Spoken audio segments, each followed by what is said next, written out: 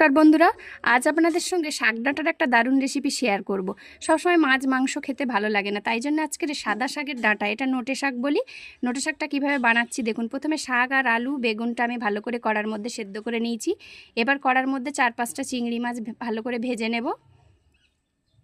আর এই গরমের সিজনে চিংড়ি মাছ যে কোনো জিনিসে দিলে দেখবেন তার স্বাদ আলাদাই হয়।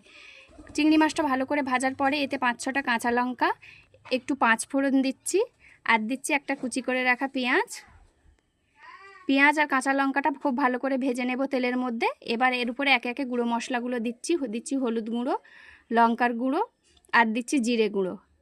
এবার সেদ্ধ করে রাখা শাকটা এর মধ্যে ফোড়ন দিয়ে দিলাম। ভালো করে শাকটা এবার ওই মশলার সঙ্গে নেড়ে চেড়ে নিতে হবে। একদম কচি শাক তো, তাই জন্য দেখুন একদম গলে গেছে শাকটা। এটা আমাদের একদম বাগানের টাটকা সাদা শাক, অনেকে নোটে শাকও বলে থাকেন। এতে এবার পরিমাণ মতো চিনি দিচ্ছি, আর দিচ্ছি পরিমাণ মতো নুনটা আমি আগে থেকে দিইনি, কারণ এটা একদম নরম শাক তো, খুব নুন আগের থেকে দিলে গলে যেতে পারে। একদম শুকনো শুকনো করে নামিয়ে নিলেই